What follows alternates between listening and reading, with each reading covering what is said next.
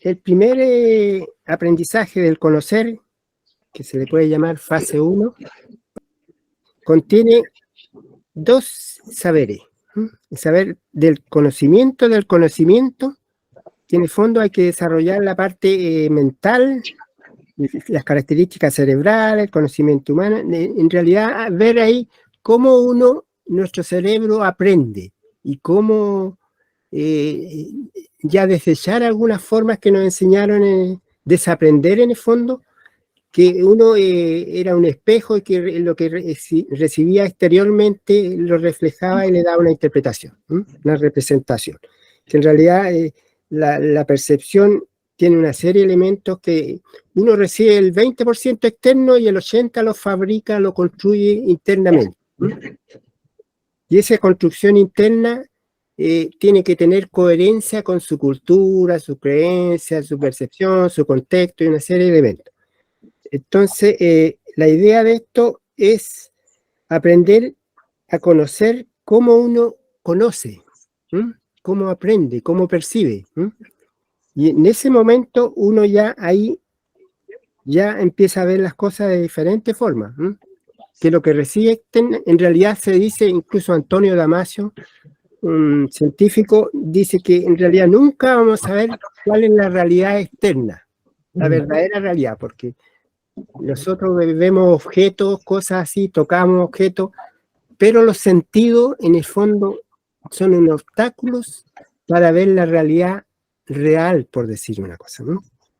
Del primer saber, que hay incluso un curso sobre el proceso de cómo tener una percepción global de los contextos, que uno en realidad ve diferentes las cosas, las percibe, y uno piensa que todos perciben igual, pero no es tan así.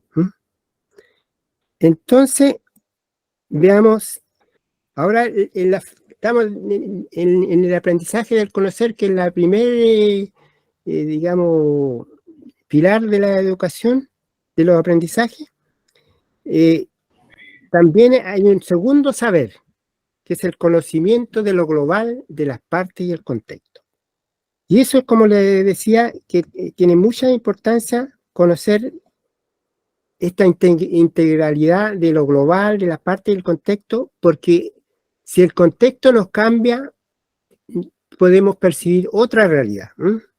Y además nos da una comprensión de que las partes están en el todo y el todo está en la parte.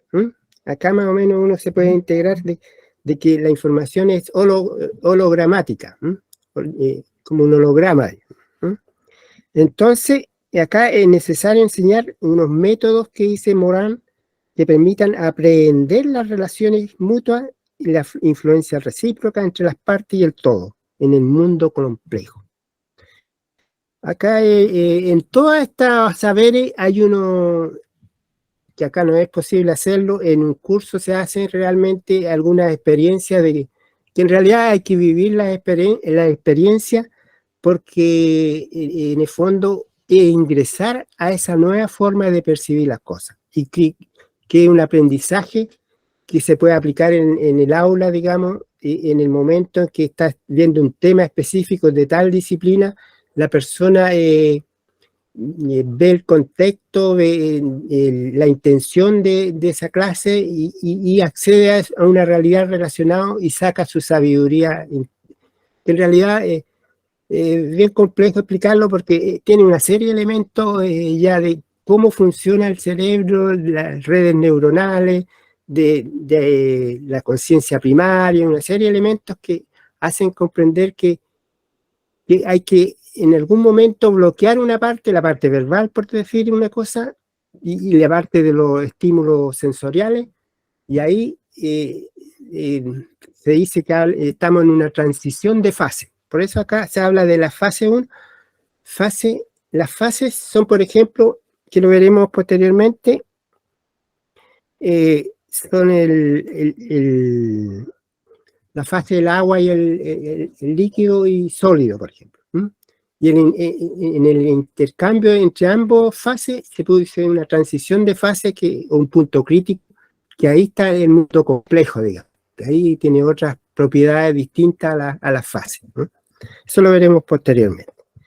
Entonces, después de que pasamos de otro aprendizaje, convivir, que ahí se le pone punto crítico. ¿Por qué se le pone punto crítico? Porque básicamente la educación ha estado enfocada al conocimiento y a la forma de hacer de las cosas. No está enfocado a que el estudiante aprenda a convivir, de cierta manera se dan algunas reglas y cosas así, pero la persona, lo más importante que le interesa a la educación tradicional es hacer las cosas bien para que sea un buen profesional en su trabajo posterior y el conocimiento que adquiere durante las clases. Pero en realidad lo ideal es aprender a ser la persona, a vivir, a convivir, y en el fondo, al ser la parte del ser, digamos, involucra todo el espectro de los aprendizajes y de los saberes. Y aquí, en este saber, el tercer saber de Edgar Morin, de identidad propia común a los demás, es como recorrer la historicidad de cómo se originó la vida en el planeta y cómo se originaron los planetas también, desde el origen del Big Bang hasta nuestra vida y cómo estamos relacionados en el fondo, porque hay principios de la física, por ejemplo, que dice que en el origen todo está unido, y si posteriormente se va expandiendo el universo, sigue siendo, hay un principio que se llama entrelazamiento cuántico, se llama, sigue conectado con todo el origen. Por lo tanto, no estamos tan lejanos de los animales, de los vegetales, de los minerales. Somos parte, somos universo en el fondo. Y al ser universo, en la condición normal, ordinaria, no tenemos contacto con eso. Los vemos separados, esas cosas. Pero en estos estados especiales de conciencia, que no es difícil acceder a esto, con procesos neurológicos de imaginación autorganizativa, ahí uno accede a esa realidad y no solamente lo ve como un objeto, sino que uno pasa a ser ese objeto, elimina la distinción sujeto-objeto, se confunden, digamos, ¿sí? Pasa a ser uno con todo, y por lo tanto adquiere información que está ahí en el universo y que nosotros no sabíamos que la teníamos disponible. Porque en realidad, esto lo sucede en microsegundos, esto en 720 milésimas de segundo, accedemos a esos mundos, digamos, multiuniverso, digamos, pero solamente somos conscientes del inicio de la intención y el final, la respuesta. Y ahí también hay otro elemento que se llama colapso de función de onda, que vemos cosas materiales. Pero todo el proceso que hace nuestro cerebro a velocidades, enormes velocidades, no lo vemos y no, por lo tanto, no tenemos la capacidad para ser conscientes de ese espacio, de esa frontera, digamos.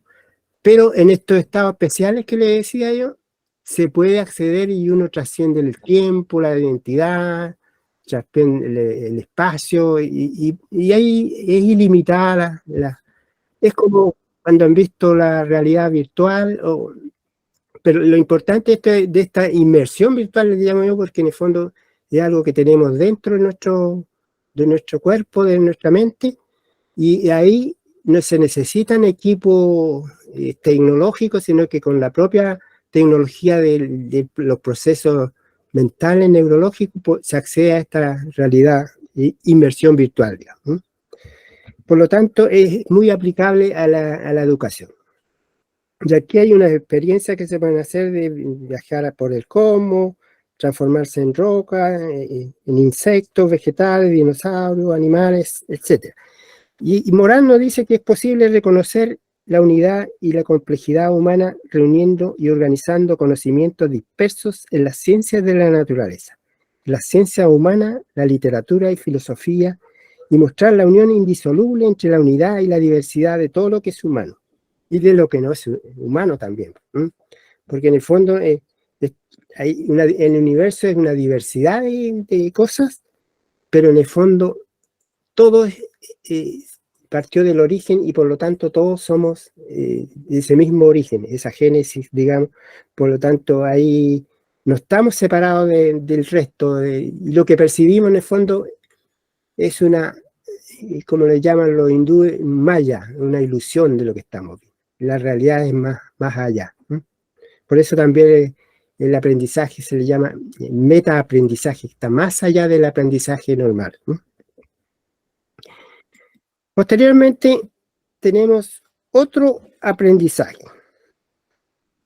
Otro aprendizaje del convivir, otra sabiduría, es el cuarto saber que está dentro del aprendizaje del convivir como punto crítico, digamos, es la identidad propia con las culturas. Nosotros vivimos en una cultura. Normalmente estamos asociados y sometidos en el fondo a esa cultura, pensando que todo lo que está fuera de esta cultura lo rechazamos.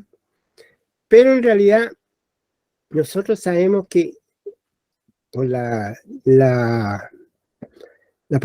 digamos, la diapositiva anterior, estamos unidos a todo, no solamente a las cosas, sino que a las culturas, a las personas, a las cosas. En general, como decíamos, somos un universo, por lo tanto, nosotros atravesamos todas las culturas. Y este es un aprendizaje de un viaje cultural, que en el fondo se puede trascender el tiempo y ir a esa cultura y adaptar los comportamientos, el vestuario que existe en eso. Y esa sabiduría la tenemos internamente, no necesitamos leerla en ninguna parte. Hay una parte de este proceso que podríamos decir que está en un proceso cuántico que pasa por un estado complejo y colapsa en la materia, en lo clásico.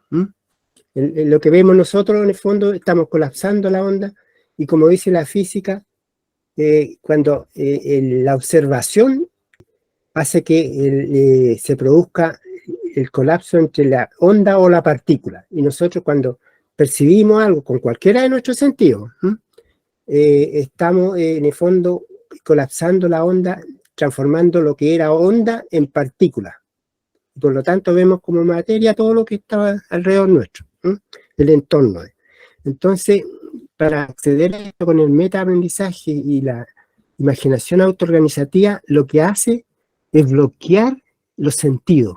Y al bloquear los sentidos y el medio ambiente, accedemos a esta otra realidad, como el punto crítico que se llama, transición de fase, y ahí nosotros accedemos, tenemos un mundo de visión y de percepción de inmersión virtual tan real como lo que vemos normalmente en la condición clásica.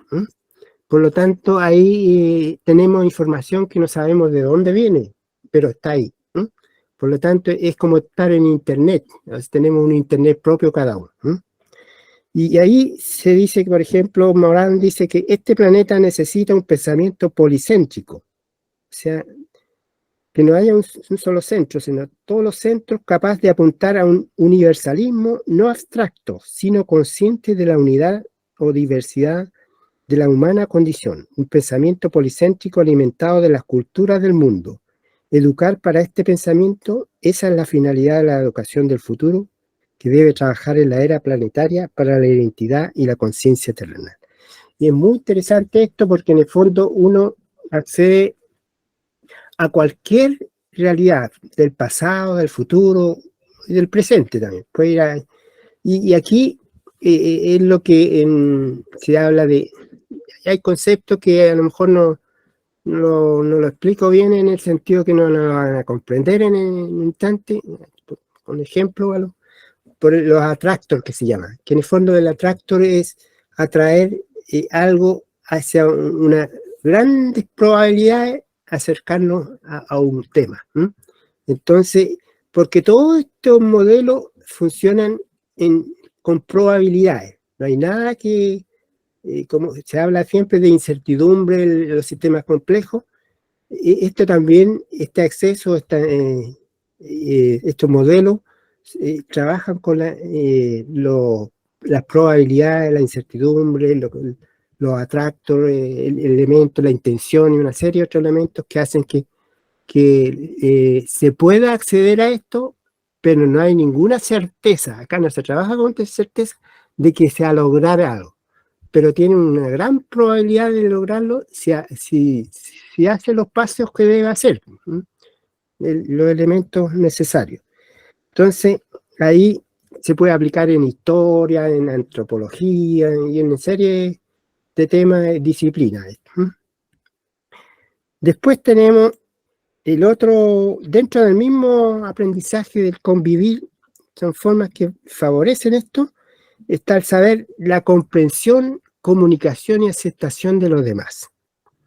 Acá, en el fondo, se hace vivir una experiencia a la persona de imaginación autoorganizativa, del saber, un viaje de aislamiento.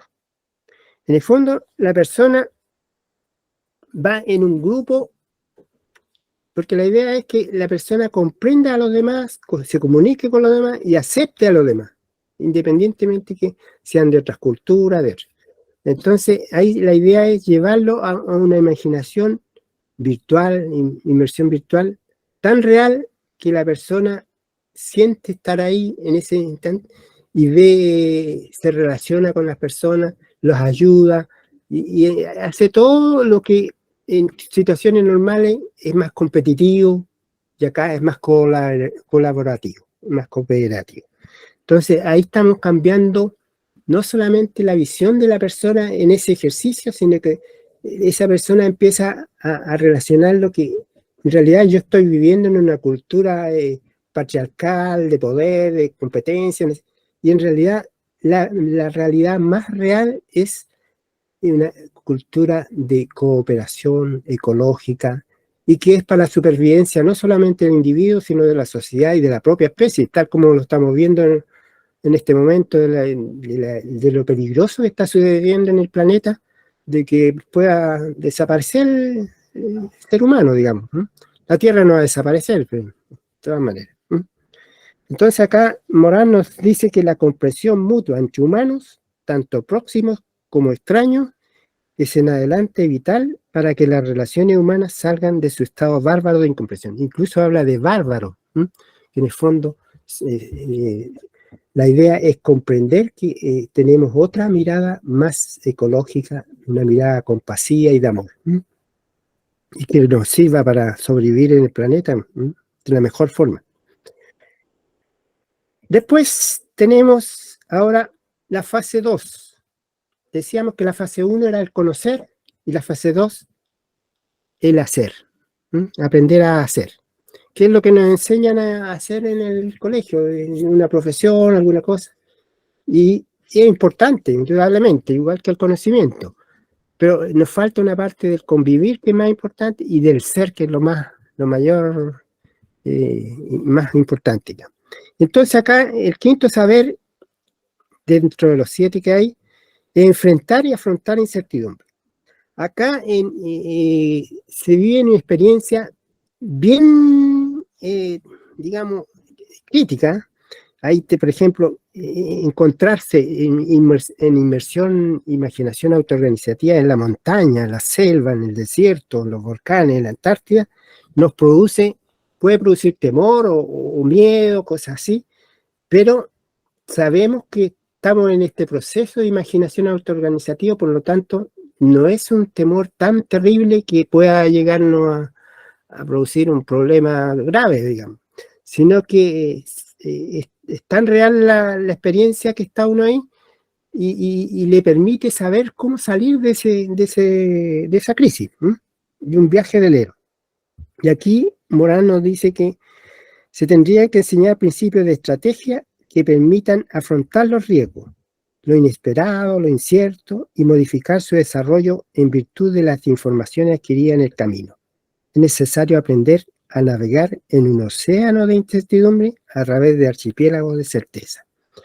Acá esto normalmente en la empresa, hay empresas que llevan a las personas a la montaña o a la selva en forma directa, personal. Pero acá el modelo no lo lleva en forma, digamos, real. Pero el proceso de inmersión virtual es tan real, es como un sueño. Pues cuando uno sueña a veces tiene pesadillas, acá es más o menos igual. Bueno, en algún momento podemos decir que el sueño también es un proceso de imaginación autoorganizativa, pero es inconsciente, o sea, no nos damos cuenta porque a veces se nos olvida, no tenemos, digamos, no recordamos los sueños. En cambio, esta otra imaginación autoorganizativa es consciente, la persona se da cuenta de lo que está sucediendo, pero es tan real como un sueño estar viviendo ahí. Después, el aprendizaje del ser, que es un punto crítico, porque nunca se enseña a ser. En el fondo, la persona se le enseña a conocer y a hacer, y que él después lo libera, sale del colegio, de las instituciones educativas, y la persona sabrá cómo se desarrolla, y si es que lo descubre o no. Entonces acá Morán nos dice que debe haber una ética como individuo, sociedad, especie. En el fondo, a la persona cuando llega a la esencia del ser, por el hecho de llegar a esa esencia, adquiere una ética especial y una relación con el mundo muy ecológica en el más amplio sentido, de tal modo que él ya tiene otra mirada más allá de la mirada habitual, digamos, tradicional de la cultura en que se desarrolla. Y acá hay una experiencia de viaje ecológico, tanto con los animales, con las personas, con los indios, etc. Es bien interesante porque la persona va un camino va comprendiendo, en realidad no está separado de lo demás. En el fondo acá, el llegar a esta etapa, ya la persona llega a la esencia de lo que es, al conocimiento básico, conocimiento de sí mismo. Y aquí dice Morán que todo desarrollo verdaderamente humano debe comprender el desarrollo conjunto de las autonomías individuales, de las participaciones comunitarias y la conciencia de pertenecer a la especie humana. Incluso va más allá de lo humano, la conciencia universal del universo, digamos. Bueno, todo eso más o menos los pilares que le hablaba yo, cómo el metaaprendizaje se introducía en estos pilares del aprendizaje y de los saberes, a través de estas experiencias, como le decía, y a través de estos conocimientos que acá no es posible presentar el conocimiento en 2 horas, pero te queda la opción de estudiar, de investigar y de ir introduciéndose a un tema que en el fondo es el tema que nos interesa a cada uno de nosotros y que está a la mano. Entonces, acá vamos a ver algunos conceptos de, por ejemplo, se habla de criticalidad autoorganizada y modelo neuroeducativo de imaginación autoorganizada. ¿Qué relación hay entre ambos? Decíamos que la criticalidad autoorganizada es el proceso entre 2 fases. Puede ser una fase de orden y una de caos. Entre esas 2 fases, o la fase que es más fácil de visualizar, entre el agua y el hielo, entre el agua y el hielo hay un punto crítico. Cuando aumentamos la temperatura llega a un límite intermedio que no es ni agua ni hielo. Están a punto de ser uno de los dos. Y en ese punto, el punto crítico de criticalidad autoorganizada complejo, ahí se produce la complejidad. Entonces es como una brecha un límite ahí puede ingresar a ese flujo podríamos decir que es complejo. Ahí se produce la fractalidad, lo complejo, una serie de elementos que están relacionados con la visión compleja. Y ahí tenemos un ejemplo, por ejemplo, dice ahí, aumenta la complejidad a medida que pasamos del caos al orden. El orden excesivo, rigidez restringido, y acá tenemos un desorden excesivo o aleatoriedad. Entonces, por eso es el orden a través del caos. No sé si han escuchado, siempre se habla el orden a través del caos. Y justamente en el punto intermedio entre lo negro y lo blanco hay un punto intermedio, entre lo dialógico, como se dice. Y ahí, o entre la hipótesis, la tesis, la hipótesis y la síntesis. La síntesis es el punto intermedio. Se logra más información en el punto intermedio. Y ahí tenemos, por ejemplo, aquí está la del hielo y el agua. Los puntos críticos que tenemos acá, y define las interacciones moleculares en cada fase. Y en cada fase, hielo, agua o vapor, tienen una, digamos, invarianza de escala. Entonces acá tenemos un punto crítico del hielo de agua, acá no es ni agua ni hielo, está justo en el punto intermedio. Acá entre agua y vapor también un punto intermedio. Y una mezcla crítica de agua y vapor de todas las escalas. Que hay invarianza de escala porque en el fondo no cambia. Si se hace, hay una fórmula matemática del logaritmo de un logaritmo y ahí se produce una línea recta, que no hay variaciones, por eso se dice invarianza de escala. Pero no es necesario profundizar en eso. Y aquí, ahora llevado a la mente, a la conciencia, tenemos esos mismos elementos, viendo, por ejemplo, acá la conciencia, la fase 2 de la conciencia cuántica y la fase 1 de la conciencia secundaria, que es la visión clásica que vemos nosotros. Estamos en esta parte. Es reduccionista, objetivista, dualista, causal, cientificista, lineal y fragmentaria. ¿Y qué pasó acá? Hubo un colapso de función de onda, o sea, la onda que viene de la conciencia cuántica, en el momento que se observa, se colapsa y vemos algo material. Pero nosotros, en periodos muy microsegundos, nosotros estamos en unos, se habla de unos, somos onda y partícula a la vez en los microtúbulos. La energía que recibimos externa pasan por esos microtúbulos y ahí se habla del entrelazamiento que le hablaba yo y la superposición cuántica. Que en el fondo aquí hay que bloquear el lenguaje. Acá no participa el lenguaje. El lenguaje fue una invención posterior a la percepción. Antiguamente los Homo sapiens percibían las cosas más o menos muy cercanos al estado cuántico. Y en forma horizontal para ellos. Posteriormente, hace 11.000 años, cambió con la invención de la agricultura y la ganadería, cambió de horizontal la visión a vertical. Apareció el excedente, los grandes edificios, los monumentos, y una nueva forma de organización económica, homo económico, el homo economicus aparece. Y entonces en el intermedio, que es la parte que nos interesa a nosotros, ahí está el modelo de imaginación autoorganizativa que no está ni en la conciencia secundaria ni en la cuántica, sino que eso nos permite acceder a ambos lados.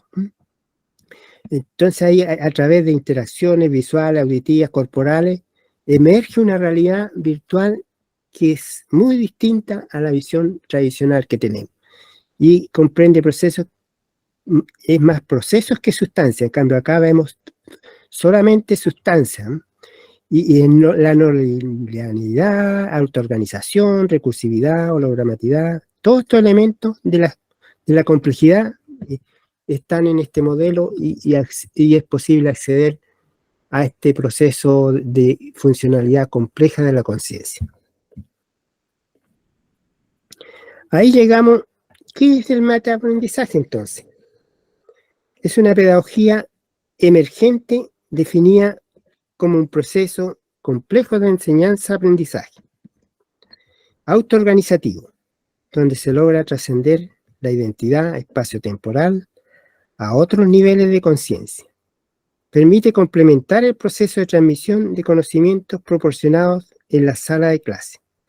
Es una experiencia de ampliación y evolución de conciencia, autónoma, mediante modificaciones de la percepción, que ayuda a ser consciente el inconsciente de la conciencia primaria. La conciencia primaria es una conciencia, cuando percibimos algo, lo primero que hace la energía que viene de la externa pasa por la conciencia primaria. Y después llega a la conciencia secundaria y el lenguaje y todo lo demás. Por eso nosotros, este modelo, la idea es bloquear el lenguaje y irnos hacia la conciencia primaria, para estar más cercano a la realidad original, digamos. Y entonces, por último, dice, contribuye al logro de construir un puente entre la neurociencia y la educación. La neurociencia normalmente se ha aplicado a la lectoescritura, a alguna lenguaje, idioma y una serie de cosas, pero no ha llegado realmente a la educación, porque normalmente la neuroeducación estudia al individuo, ¿no? De cómo percibe, pero no cómo en un grupo, cómo aprende, los contextos son distintos, en el otro lado está en un laboratorio, y acá. Entonces, eso lo han dicho los neurocientíficos. Y en una sola frase podríamos decir que el metaaprendizaje es integrar procesos clásicos y cuánticos, es decir, aprender a aprender.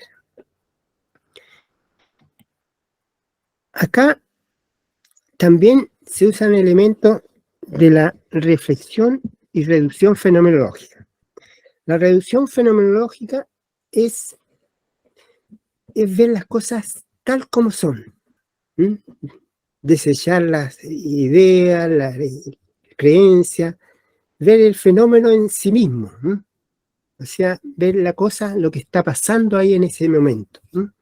Y sin ningún elemento adicional, ni siquiera el contexto ni otras cosas, ¿sí? Entonces acá hay unas experiencias, por ejemplo, muy interesantes que se pueden hacer. Uno, por ejemplo, normalmente escucha a otro que a uno lo llama. Por ejemplo, yo escucho a otro que me dicen Omar, o doctor Omar, como dicen acá. Pero yo nunca me llamo yo mismo. Yo puedo decir yo me llamo Omar, pero no digo, por ejemplo, estar llamándome a mí mismo. Entonces, si yo repito muchas veces Omar, Omar, Omar, o cada uno, en algún momento llega mi conciencia, no va a comprender qué es eso. Lo mismo pasa si yo tomo un objeto y lo empiezo a observar o a mirar, llega un momento que ya ese objeto pierde sentido. Y al perder sentido, en el fondo accedo a otra realidad. Por eso es importante este fenómeno de reducción fenomenológica. Otra experiencia es contar. Contar, normalmente nosotros contamos números hasta 30, 50, algo así. Pero contar hasta 500 o 1000 en forma seguida, llega un momento que nuestra conciencia se pierde el sentido de la comprensión, y por lo tanto, como la conciencia no puede quedar en el aire, accede a otra realidad. Y otra experiencia también es inmersión en cuadro. Uno ve el cuadro como una cosa, una pared, pero en realidad uno puede estar en tal momento observando tanto. Hay gente que ha estado observando en un museo, alguna cosa, que como que al final se ve como que está dentro del ambiente. Y otro más ordinario es pelar una manzana, pero pelarla de tal forma, estar imaginando pelar una manzana, de tal modo que hasta siente el crujido, hasta el sonido, hasta el tacto de eso. Son experiencias que se pueden aplicar, y hay una serie de más de 30 experiencias distintas y que permiten, previo a la imaginación autoorganizativa, que es más profunda la imaginación, es como ejercicios prácticos para ir preparando a la persona de que hay más allá otra forma de percepción y aprendizaje. Hay un un autor, un escritor y un científico, Chris Watkins. Dice, ¿qué prácticas podría hacerse en el aula? Y ahí nombra tres opciones, tres formas de llevar a cabo esta práctica en la aula. Primero, un viaje, navegar. Un viaje que pone a alguien en posición de meta. O sea, cuando uno dice, voy a viajar, uno ya sabe, voy a ir hacia ahí, hacia allá. ¿Mm? O sea, esa es la intención, que parte del modelo de imaginación autoorganizada. Lo primero es una intención. Eso sería más o menos lo que estaría expresando Chris Watts. Segundo, es darse cuenta de lo que está sucediendo en ese momento, ¿sí? Lo que está haciendo. Y eso es cuando la persona ingresa a este estado de imaginación autoorganizativa, toma conciencia que es un actor de lo que está pasando, ¿sí? Pasa a ser observador y participante a la vez, ¿sí? Algunas veces hay experiencias que, por ejemplo, una persona se transformó en un líquido, ¿sí?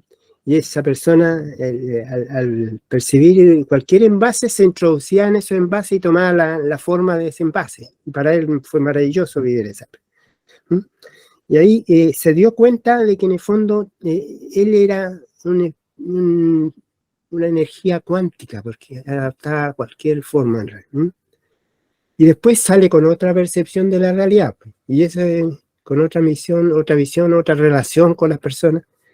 Y así una persona después puede narrar, decir lo que vivió en ese momento. Y es importante narrarlo porque en el fondo al narrarlo se hace materia, se transforma en algo que ya en el fondo ya lo tenemos incorporado en nuestra, encarnado, como se dice Varela. Varela habla de la encarnación de lo que percibimos en el fondo, lo tenemos internamente. Y ahí recordando, contando y discutiendo historias de ti mismo. Ahí el aprendizaje es un proceso activo y requiere participación y discusión de los estudiantes. Esta es más o menos una forma de cómo llevar a la práctica en el aula este modelo a través de estas tres etapas. Navegar, una intención y vivir la experiencia navegando, darse cuenta de lo que le está pasando y después de escribir y ver las diferentes experiencias del resto de las personas, porque a veces a una persona no accede a esta realidad, pero el hecho de escucharla en otros le da otra visión y en realidad dice, no, si esto se puede. Y después en la próxima sesión o acceso a esa realidad se le hace más fácil. Por lo tanto, todos ganan ahí. Y bueno, me gustaría ver si quieren hacer un viaje de transformación. O ahora podríamos hacer una experiencia de... Hay dos que podríamos hacer, ¿eh? Viaje de transformación en animales o viaje en el tiempo. Ahí podrían... ahora podrían dar sus opiniones, ver si tienen algunas dudas, si quieren alguna opinión o a lo mejor el tema era muy complejo, no sé. A Sandra, adelante. Gracias, doctor. Gracias, Omar. No sé si me escuchas bien. Sí, se escucha. Okay. No, me tuve que cambiar a la computadora porque escuchaba entrecortado algunas partes. Bueno, a mí me parece este es un temazo. Ese es el nombre que yo le doy. Porque nosotros estamos viviendo una situación realmente, el docente de estos tiempos tiene a un estudiante disperso, yo lo diría en esos términos. Con todo y el amor que les tenemos y queremos llegar a ellos, no es sencillo. Porque no podemos negarnos a lo que observamos, que ese estudiante o ese joven está en su mundo y su mundo es él, con las tecnologías, con los juegos, y ese es el mismo que tenemos en las aulas de clase. Entonces, ¿cómo aprender nosotros de todo esto para ver si los traemos a los espacios y logramos que puedan compartir realmente experiencias, conocimientos y más allá de todos estos contenidos que a lo mejor no ayudan mucho, los contenidos curriculares, bueno, aprender también con el estudiante y traerlo a los espacios. Lógico, tenemos nosotros que aprender de estas herramientas. Y mi gran duda es cómo lograr nosotros introducir en el diseño curricular esta base, estos enfoques emergentes, esta forma, para nosotros también estar preparados y poder traer al otro. Porque sé que no es sencillo. Entonces allí está mi gran duda, ¿cómo hacer? Bueno, gracias por esas palabras, Sandra. Estimada Sandra. Bueno, ahí, como decía yo, en un diplomado es bien difícil en dos horas o algo así, dar una forma de cómo se debe hacer, llegar a definir y a comprender las diferentes, por qué podemos realizarlo, para qué podemos realizarlo, cómo realizarlo, todas esas palabras, todos esos conceptos, esas interrogantes se pueden solucionar a través de un proceso más extensivo, digamos, de llevar a la persona que en realidad requiere comprender lo que es realmente, lo que su conocimiento y llegar en el fondo a que tiene la capacidad para acceder a esto. Por eso es un proceso de aprendizaje como toda disciplina. En el fondo, lo que le podría decir es que en el fondo se puede hacer un curso, se puede curso primero a los profesores, en el fondo esto es formar a los formadores y posteriormente llevar a los alumnos, porque hay información que solamente le interesa al profesor, no le va a interesar al alumno, los puntos críticos, la criticalidad, la complejidad y todos esos elementos. Él va a querer vivir su experiencia al alumno básicamente, pero el profesor va a tener que saber todos esos elementos, todos esos conceptos y en el fondo llegar a comprender que en realidad tiene la capacidad y es que lo que está llevando la ciencia en este momento nos está llevando a que hay otra forma de ver el mundo y otra forma de relacionarnos. Entonces, hay modelos y métodos didácticos, digamos, de cómo llevarlo a la práctica, ¿no? Que es lo principal, llevarlo a la práctica, no podemos quedarnos en lo teórico y nada más. Así que en eso hay que estar tranquilo porque hay formas de hacerlo. Además, se han hecho ya ejercicios con grupos pequeños en el colegio, en la universidad, digamos, y ahí se ha visto algunos resultados. Además, hay mucha información publicada. Yo he publicado un montón de libros, así que también puede recurrirse ahí. Hay una página también, neia.cl en la página. Eso es más o menos, no sé si me di... Y por allí va, o sea, muchísimas gracias, porque yo lo digo en este sentido, se habla por allí, se dice, no, es que los estudiantes ahorita están, bueno, pues, más adelantados que el docente. ¿En qué? ¿En qué está más adelantado? Juegan más, se entretienen más, porque escriben muy mal, y eso lo vemos en los mensajes. Entonces están perdiendo hasta su léxico. Una palabra tiene significado y no es cierto que si yo no le coloco la acentuación, si la lleva el acento, si se la dejo, va a tener también el acento. Y ese es el vocabulario, esa es la expresión, esa es la manera de comunicarnos, indistintamente del que no crea esto. Y entonces yo digo, o sea, ¿tienen más tiempo para qué? Para jugar. Hay tantas herramientas que existen, que evidentemente están, pero entonces, ¿dónde está la preparación mejor cada día? Porque deberían estar a unos niveles muy altos. Y yo no lo veo así, de verdad no lo veo así, indistintamente de esa persona joven que hoy en día cree que yo estoy equivocada, pero es que uno también ha vivido los dos tiempos, ha tenido esa bendición de ver los cambios que se han dado en un tiempo como que récord. A ver si me ve. Que levanto el dedo. Sí, lo que pasa también es que, y lo estamos viendo cada día, que la gente más violenta, por cualquier cosa se violenta, y ahí no se ha visto la parte de cómo convivir en un espacio que nos sirve a todos, por el fondo. Además de los estudiantes, hay estudiantes que no estudian en el fondo, porque hay delincuencia, una serie de cosas que podría, con estos modelos, de ir la persona a comprender que en realidad no necesita ser competitivo, sino necesita ser más persona. Llegar a, y eso son todos por eso se habla de los 4 aprendizajes, los 4 pilares, solamente se han tomado 2 en consideración. ¿Alguien más quiere?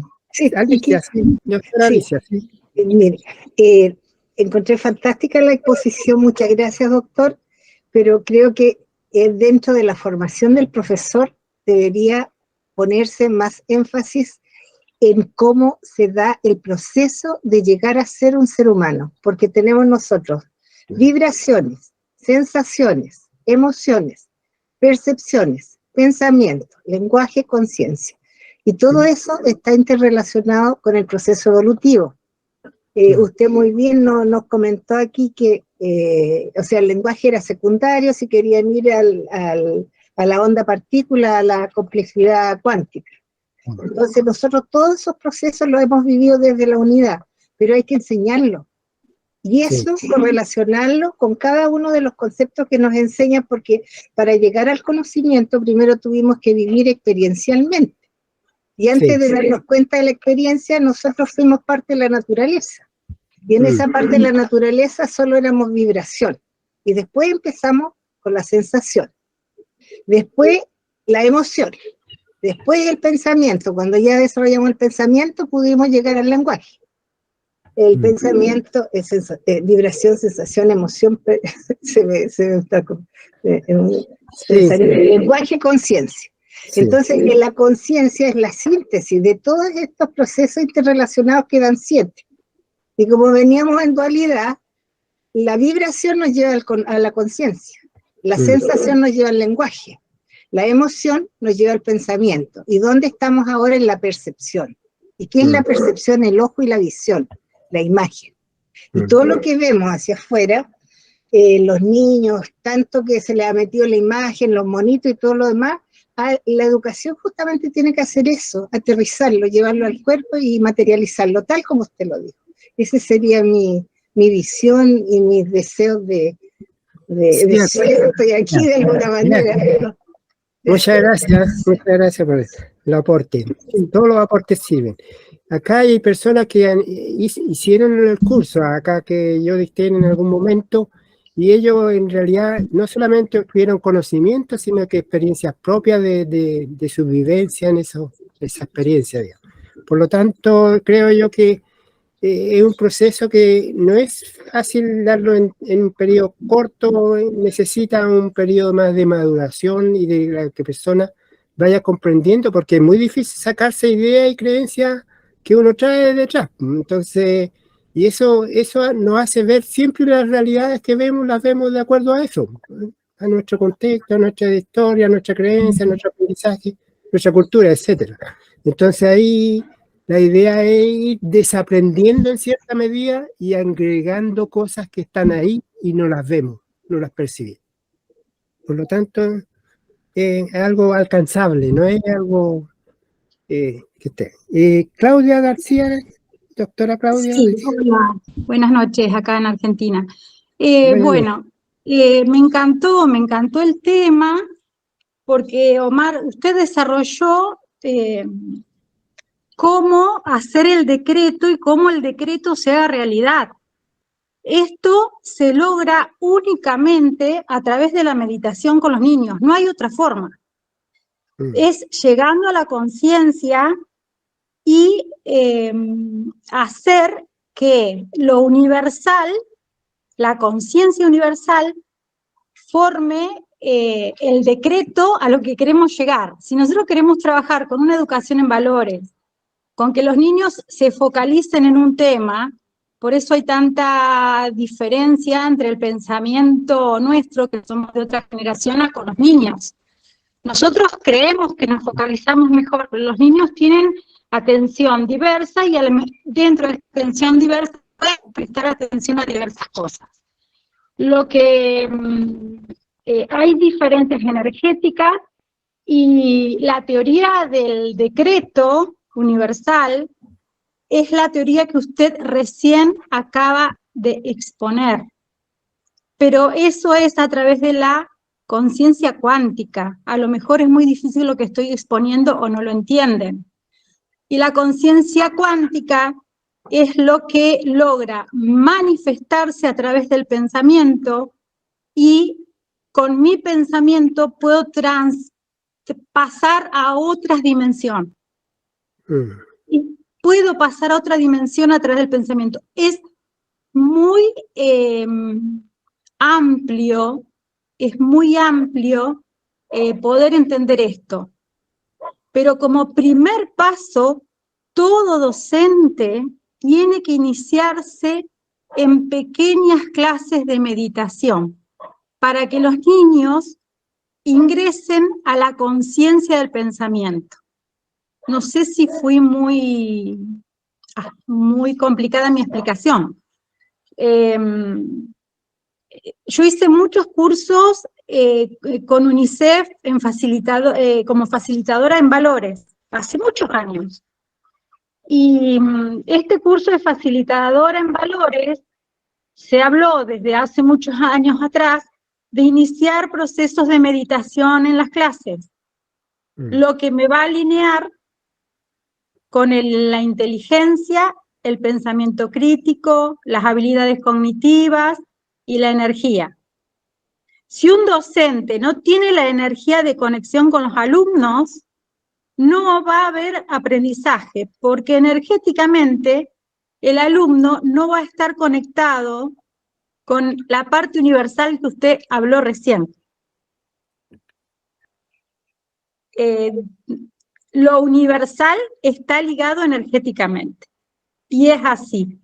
Sí o sí, la meditación, el control mental, tiene que estar en los alumnos, y los docentes tenemos que empezar a practicar lo que es la meditación.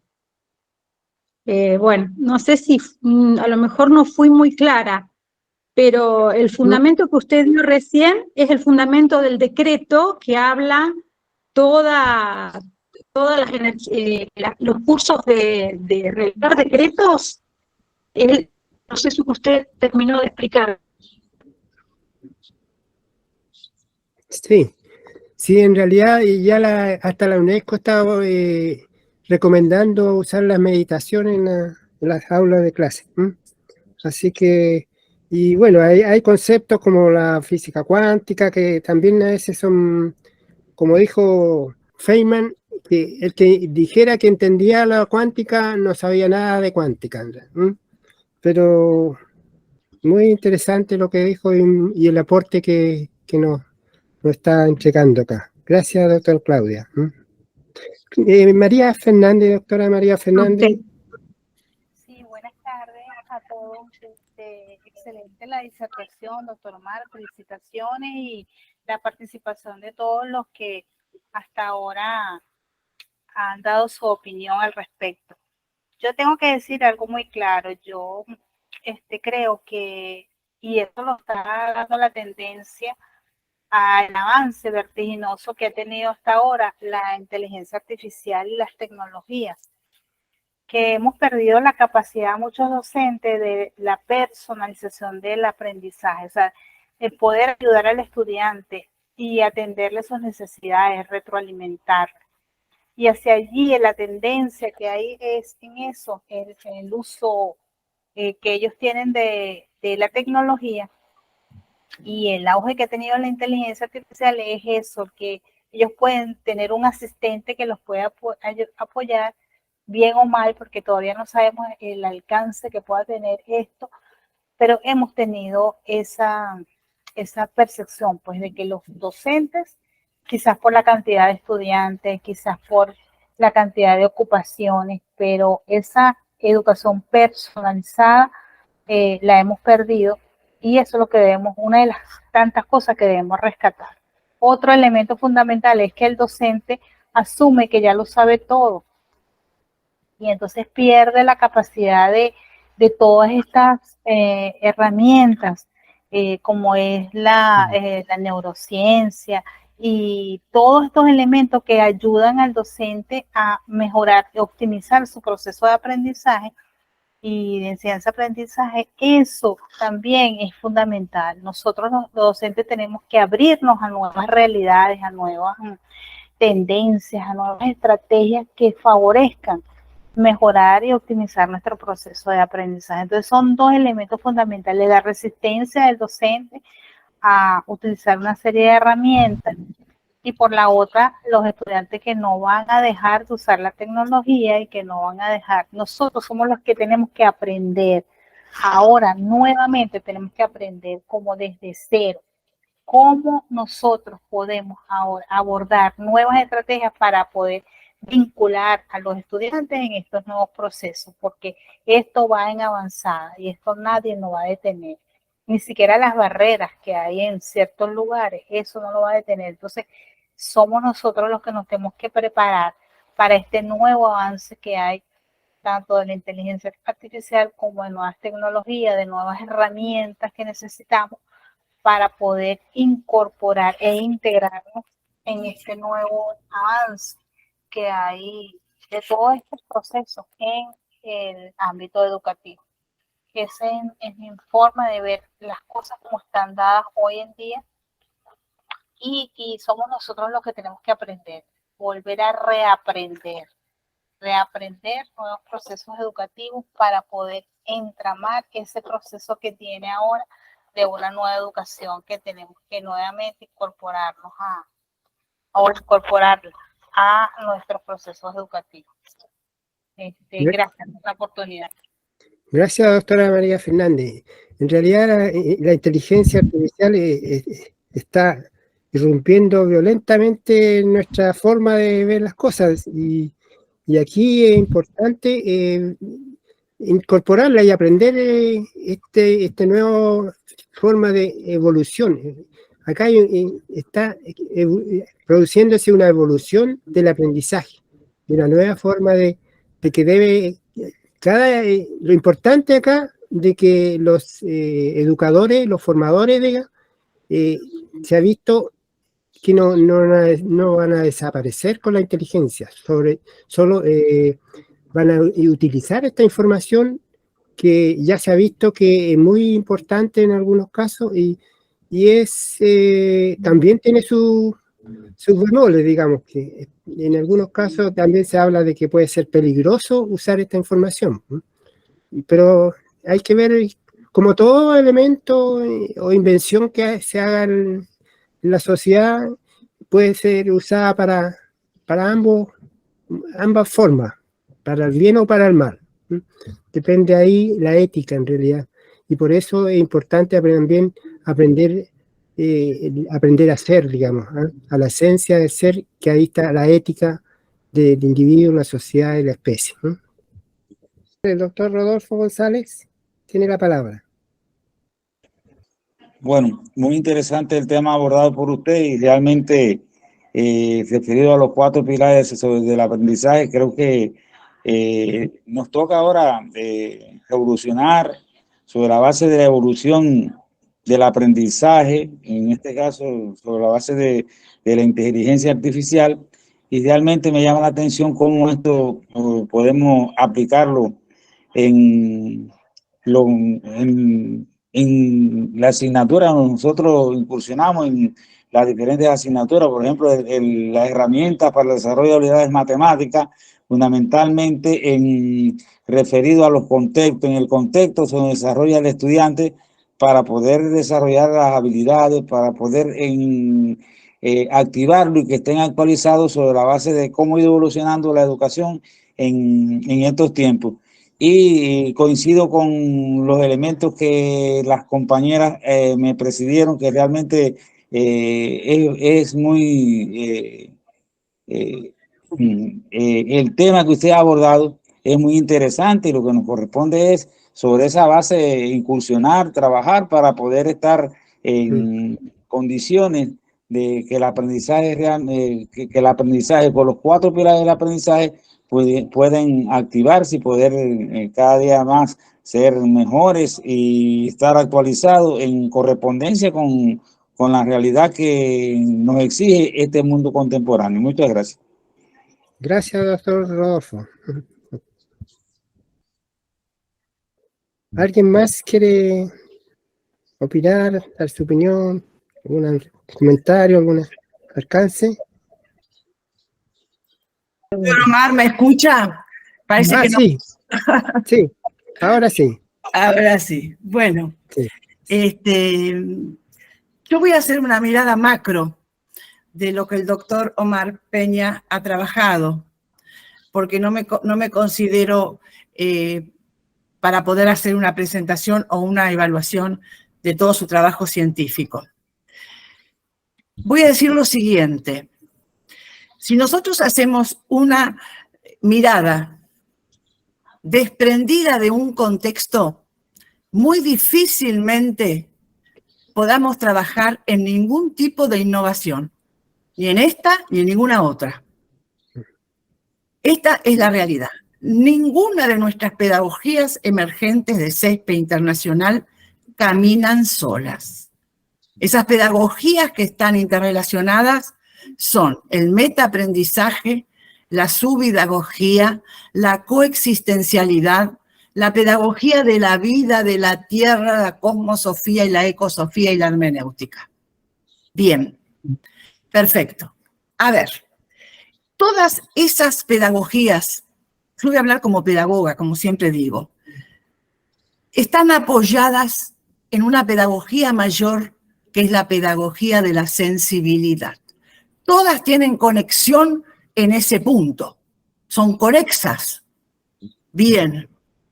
¿Esto qué quiere decir? Que la sensibilidad tiene que ver con la experiencia de la situación que cada uno vive y con la propuesta que nosotros hacemos. A partir del más rico de los conocimientos, que es el conocimiento cotidiano. Ese es el camino de entrada. Si la metaaprendizaje entra solo, yo lo cursé con nomás, yo creo que ninguna entra sola, porque todas son un holograma. Todas son dialógicas, todas son recursivas y entre todas constituye un entramado. En la medida que no tejamos ese entramado, vamos a empezar que si se acepta, que si no se acepta, y mil cosas por el camino. Nosotros sabemos que nos une algo a todas esas pedagogías, que es la sensibilidad y la emocionalidad. Porque el trabajo con la razón ya lo hemos hecho. Uy, si lo habremos hecho. Pero ahora nos toca el turno de poner en marcha lo que se rechaza, que es la emocionalidad, porque se la considera que no es académica, que sé yo, todo lo que nos dicen. Bien. El doctor Omar está iniciando un camino con el lenguaje del ser, si vamos a la práctica.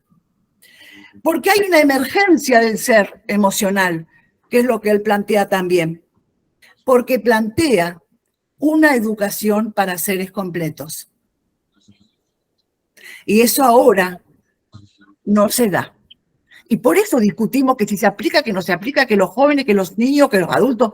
¿Por qué no se da? Porque nuestra educación está instalada en la epistemología del primer orden. Sujeto separado del objeto. Acá no cabe ninguna otra técnica que nos apoye. Hay que estar ahí. ¿Dónde estamos? Parados todos. Después decimos que no, que bueno. Pero la realidad es esa. Si tomamos en base el desarrollo curricular latinoamericano, lo vamos a ver. Epistemología de primer orden. No de los contenidos, de los docentes también. ¿Y qué tenemos que hacer para hacer lo que Omar propone? Pasar a un trabajo de epistemología de segundo orden. Y esa epistemología del segundo orden es cuando la mente ha integrado lo intelectual con lo emocional, lo mental, la mente, el conocimiento, y aparece aquí la sabiduría. Aquí aparece en esta propuesta la sabiduría, pero va a aparecer a través de recorrer un camino que para mí es educación y desarrollo humano. ¿Por qué decimos que no avanzamos o algo así? Porque nosotros estamos trabajando con un espíritu patriarcal, pero nosotros, con lo que está diciendo Omar, queremos tener un espíritu humano libre. Esa es la epistemología del segundo orden, pero estamos en la primera. Entonces, si podemos llevar adelante eso, vamos a favorecer la salud instintiva de las personas, espirituales y vivenciales. Y vamos a llegar a la trascendencia y a la metadoctrina. Además del metaaprendizaje, vamos a llegar a la metadoctrina, más allá de las doctrinas que nos invaden. Entonces, cuando hablamos del lenguaje del ser, cuando Omar habla del lenguaje del ser, yo creo que acá la mente está más allá de los fenómenos mentales. Está más allá de los fenómenos mentales, porque está en el espíritu que es el ser, que es inacible. No podemos enseñar el ser, podemos enseñar el conocimiento, tampoco podemos enseñar sabiduría, porque la sabiduría se relaciona con la expresión del ser.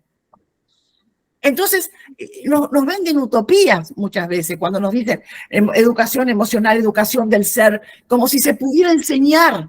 ¿Cómo vamos a enseñar lo inacible?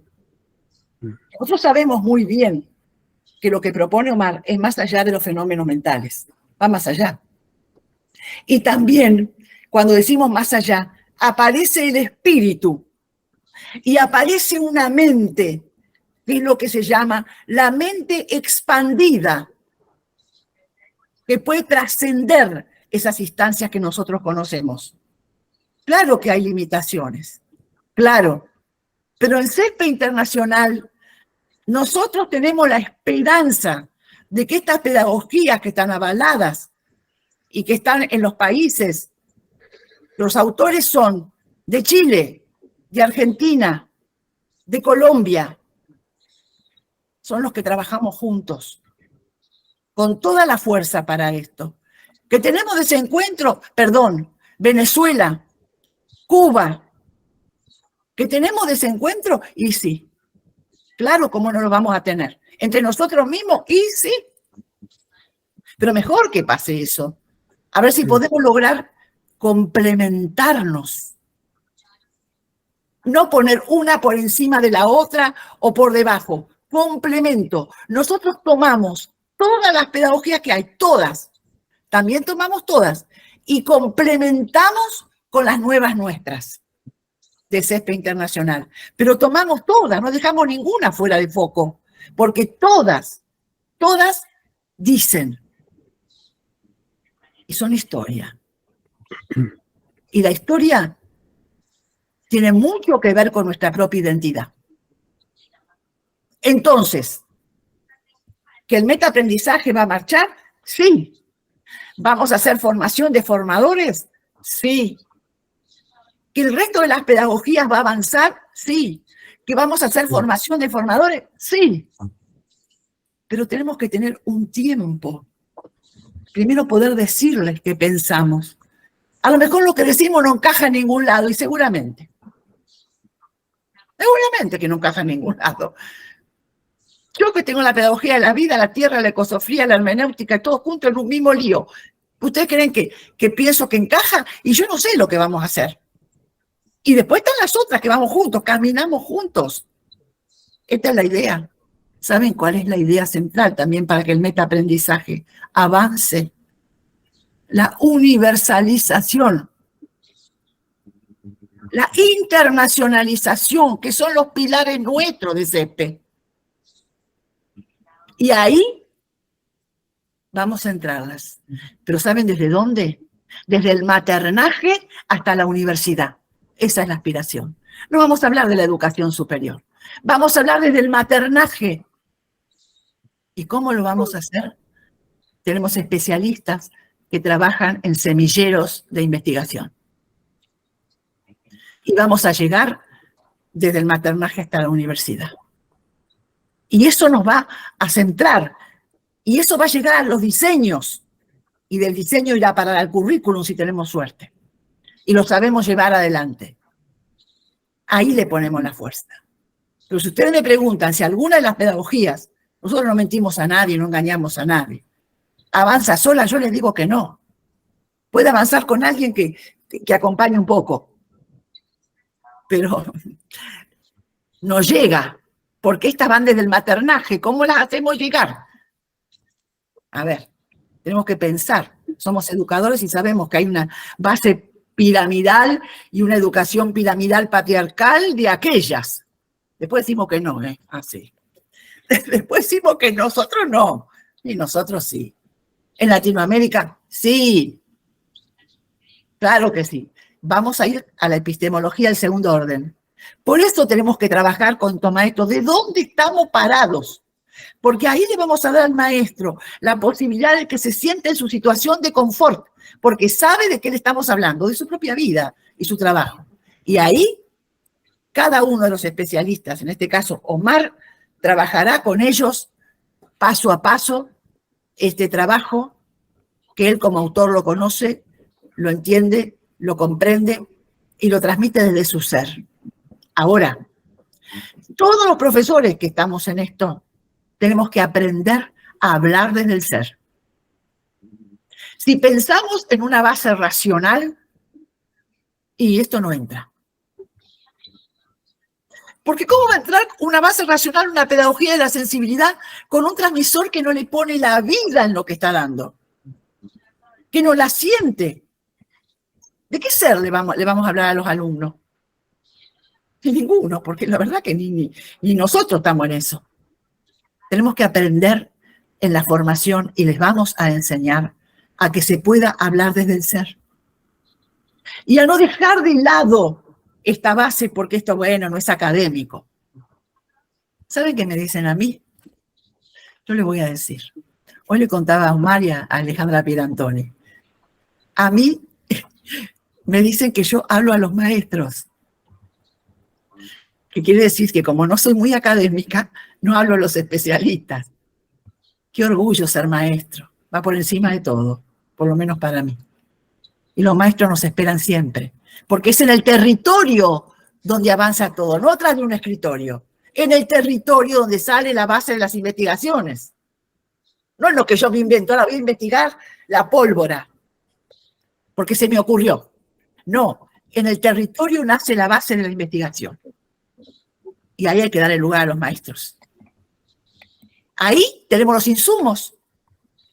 Y los insumos los tenemos fundamentalmente, desde el maternaje.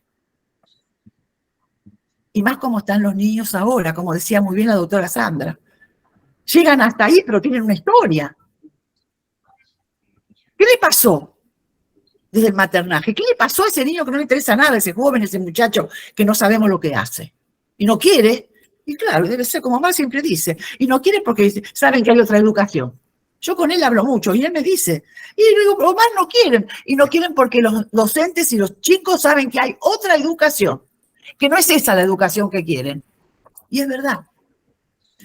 Yo les quería decir esto, tengamos fuerza, tengamos coraje, que nos van a decir que no creen en nosotros y que decimos estupideces y no sé cosas. Nosotros creemos en las utopías. Creemos en las utopías. Si no, no es posible esto. Así que van a escuchar estas pedagogías que CESPE avala y que para nosotros y para los países que representamos es un orgullo. Gracias, Omar. Gracias, doctora Beatriz. Dejó muy claro todo lo que en realidad se está siguiendo. Es un viaje, un camino difícil, pero no imposible. O sea, hay ya elementos importantes que se pueden ir desplegando en el proyecto que se está haciendo, el marco curricular latinoamericano, y se puede lograr acceder a los ministerios y una serie de digamos, instituciones que puedan ir aprendiendo de cómo otras formas se pueden llegar al aula. y cambiar la forma tradicional, porque en la tradicional sigue siendo formador de trabajadores para el mundo industrial, digamos, básicamente. Así que muchas gracias, doctora Beatriz, por sus palabras. A usted, doctor Omar, que me da la oportunidad de poder decirlo. Gracias. Don Rodolfo González. A ver, mientras tanto, la doctora Alejandra Pinantoni puede dar su opinión. ¿Cómo le va? Muchas gracias, doctor Omar. Buenas tardes. Es un gusto estar acá, lo conozco ahora personalmente. Para Después todos. Bueno, estoy realmente, creo que estoy en el lugar de alumna, ¿no? De esto de aprender a aprender. Así me siento, orgullosa, porque bueno, hoy siento que me siento orgullosa por la Argentina, escuchando a Claudia, escuchando a la profe Betty, le decimos nosotros desde acá, y aprendiendo mucho, y aprendiendo desde por ahí, desde el sentir por ahí que uno no sabe, ¿no? Pero a la vez dispuesta, digamos, a recibir. Siento que todo esto, digamos, esto que nos preocupa, que es cómo llegar a los estudiantes, cómo llegar a la educación en la escuela, creo que fundamentalmente tenemos que pensarlo desde la formación del ser docente. Y después todo se transmite, yo, bueno, tengo una formación psicoanalítica, trabajo desde la subjetividad, y creo que todo se transmite de manera inconsciente hacia la conciencia, y es, o sea, esa relación de dar y recibir es mágica. Creo que tiene que ver, digamos, con la transmisión de la sensibilidad y tiene que ver con el amor. Por eso es que, bueno, apuesto a que tenemos que trabajar cada uno, cada educador desde su lugar para generar esa relación con uno mismo y se transmite al otro, así, de una manera mágica. No puedo decir más que esto porque estoy aprendiendo, doctor Omar, y le agradezco muchísimo su exposición y a cada uno de los que sumaron porque nos ayudaron a comprender un poco más todo esto del metaaprendizaje. Así que bueno, con el compromiso de seguir leyendo, de seguir estudiando, de seguir aprendiendo, porque sin dudas me resultó muy interesante. Muchas gracias, doctor. Gracias, doctora Pinantoni. Y ahora, es importante eso, como dice, en realidad, empezar con uno mismo, después como individuo, digamos, después con la sociedad, y por último, que contribuya a la especie, como dice Edgar Morin, individuo, sociedad y especie, en realidad. En realidad estamos todos relacionados con el mundo, con el universo, digamos. Seguiremos profundizando. En realidad yo también voy aprendiendo de ustedes, saber lo que hacen en las aulas, que son los maestros realmente, y lo importante es llegar justamente a la formación de formadores y el alumno en última instancia puede llegar a comprender en algún momento que él es más que un receptor de información y que el profesor es más que un transmisor de información. Así que muchas gracias. Don Rodolfo González tiene la palabra. Voy a sostener esa única intervención por el día de hoy. En la próxima coincido en gran medida todos los elementos que han abordado una compañera, y realmente lo que hay es que pensar en practicar, cómo llevar a la práctica toda esta temática que usted ha desarrollado muy acertada y reflexionar sobre y pensar que sí se puede y revolucionar estas ideas tan interesantes que se han compartido con usted y con las compañeras que me han antecedido. Muchas gracias. Ya es la intervención que voy a sostener en estos momentos. Gracias, doctor Rodolfo. Bueno, ¿alguien más quiere decir algo?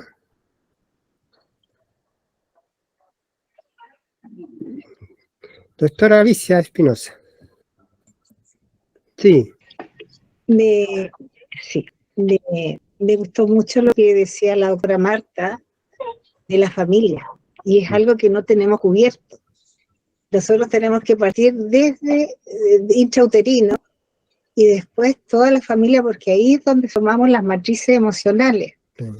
Y eso dura toda la vida y nunca lo conoce uno si es que no va a terapia o se la enseña. Y eso quizás sería un punto clave para todos los que estamos acá, de tenerlo presente para cualquier nuevo metaaprendizaje que se forme. O sea, dentro de la etapa de la vida, darle más importancia a la familia, porque ahí es donde nosotros aprendemos en la primera etapa, y recordar lo que enseñó nuestro biólogo chileno Maturana, que todo el emocional humano es el amor, si lo vemos biológicamente. Y si lo vemos espiritualmente, ya nos vamos al mundo cuántico, a las ondas, las partículas, a todo, pero es lo que permite que el sistema y el proceso fluya. Entonces ahí yo creo que hay un punto que el que lo quiera desarrollar, hay un campo muy fértil para poder partir con el desarrollo humano. Eso quería compartir. Gracias. Sí, doctora Alicia, gracias. Hay mucho que hacer en realidad, porque un proceso que abarca todo el espectro del individuo desde que nace hasta que muere, en el fondo. En el fondo es un proceso que tenemos que ir desarrollando, y estamos en un proyecto en este momento que en ese sentido, como decía la doctora Marta Beatriz, desde el maternaje hasta el universitario, la universidad. O sea, abarcar todo el espectro, porque en realidad la sociedad está interactuando con todos los individuos, y más allá de los individuos, incluso la relación con los animales, y además es una forma de no solamente sobrevivir para nosotros, sino que vivir bien, un buen vivir, digamos, como se dice.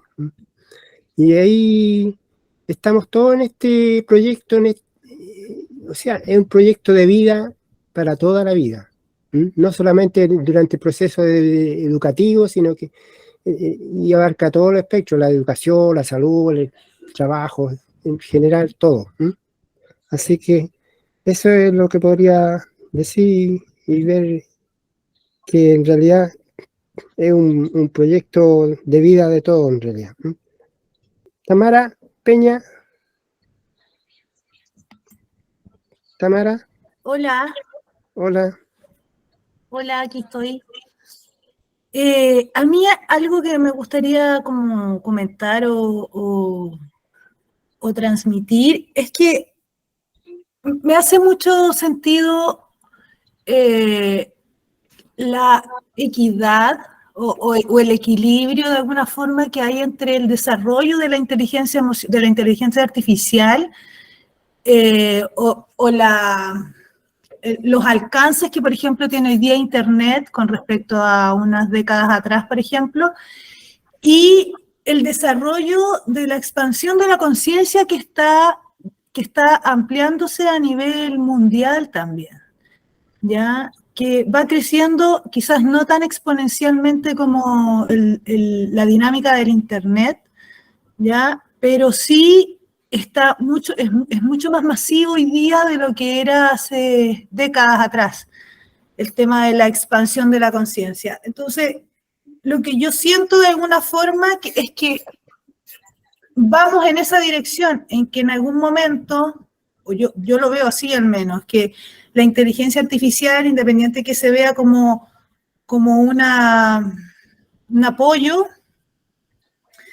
es como de la balanza un polo un poco más negativo, y la expansión de la conciencia, a mi juicio, es como de la balanza el lado positivo, ¿ya? Pero sin embargo los dos alcanzan lo mismo, ¿ya? Como que van en la misma dirección, que es justamente el todo, lo completo, la información de todo, lo que nosotros tenemos tanto dentro, íntegro, como lo que está afuera en internet, que todo está publicado, incluso lo que no existe, ¿ya? Me quedó eso dando vuelta en algún minuto cuando se habló de la inteligencia artificial, y como que quise un poco transmitirlo, que yo veo que el crecimiento del otro lado está siendo más masivo, y justamente que es el desarrollo del ser, ¿ya? El que no se enseña, como bien decía la profesora, la maestra Beatriz, pero que es innato, ¿ya? Y hoy día falta despertarlo, ampliarlo, desarrollarlo, porque el internet es el que nos está ahí chicoteando de alguna forma para avanzar más rápido, que el internet finalmente no tiene límites. Eso, y muy buena presentación, y siempre es muy interesante tratar de dimensionar cuáles son los alcances de la expansión de la conciencia, ¿ya? O sea, no tiene límites. Es alcanzar finalmente lo que ya tenemos, pero no sabemos. Eso, muchas gracias. Gracias, Tamara. Pero hay que considerar también que la inteligencia artificial es un modelo de la inteligencia natural. De ahí se sacaron los modelos de cómo funciona la inteligencia artificial, aproximarlo a cómo funciona nuestro cerebro, digamos. Y eso significa que en realidad, si se desarrolla más nuestro cerebro, le vamos ganando a la inteligencia artificial, porque en el fondo ahora es el modelo de cómo funciona nuestro cerebro, pero hay muchas partes ocultas, como se dice, que todavía ni siquiera se sabe. Se dice que normalmente nosotros conocemos un 5% del conocimiento, y el 95% es desconocido. Y lo mismo que pasa para el universo, solamente un 5% se conoce, y se habla de la materia oscura o de la energía oscura. Entonces, todos estos elementos, si vamos evolucionando, como dice Tamara, significa que vamos superando a lo que nos pueda suceder con la inteligencia artificial. La inteligencia artificial, en el fondo, la podemos usar como elemento complementario, pero el aprendizaje, la creatividad, básicamente de la inteligencia natural. Así que, muchas gracias. La idea acá es que ustedes presten atención de un viaje en el tiempo. Por ejemplo, estábamos en una disciplina de historia, y la persona, el profesor le está enseñando una cultura especial de estos tiempos, y entonces el alumno lo que hace, en este caso acá los profesores, es una intención, ver hacia dónde quiero viajar, tenerlo clarísimo eso. Y una vez que uno lo tiene clarísimo, ese es el atractor que se habla en física cuántica. El atractor significa que esa intención que tengo, esa imagen de ese tiempo, significa que me va a llevar hacia un tiempo X, una probabilidad, esto es probabilístico, de que yo me voy a aproximar a ese tiempo, con todo lo que significa ese tiempo, y lo que tiene ese tiempo, la cultura, las costumbres, las vestimentas, y la forma de cómo nosotros caemos en esa realidad. Entonces, estamos esperando un minuto más o menos, para que tengan bien claro cuál es el tiempo que quieren viajar ustedes, en imaginación autoorganizativa. Acá ustedes no tienen que hacer ningún proceso de de ir haciendo algo consciente, sino que solamente fijar una imagen que represente ese tiempo y todo el proceso, su propia mente va organizando un proceso en ese tiempo. Y ahí lo que tienen que hacer en este momento se hace con los ojos cerrados, como le decía en algún momento, que esto hay que bloquear los sentidos, especialmente el de la vista, porque el de la vista produce automáticamente una percepción de la materialidad. Entonces, para ir a la conciencia primaria se requiere solamente fijar la imagen y la interacción con música especial entre la imagen, las dos energías. La imagen es una energía también. Interferencias neurológicas, visuales y auditivas producen una especie de holograma de interferencia que emerge una realidad en el punto crítico o de transición de fase que le hablaba. El proceso es un proceso que nosotros hacemos normalmente a nivel, en cada percepción que tenemos. La única diferencia acá con el metaaprendizaje es que se modeló la percepción de la realidad habitual, se modeló de tal manera de obtener los mismos procesos, las 4 etapas del proceso: intención, reconocimiento, sincronía neural y respuesta. Que eso es el modelo que abarca 4 etapas del proceso de la percepción. Que, digamos, Francisco Varela y Benjamín Libet son los que respaldan ese proceso.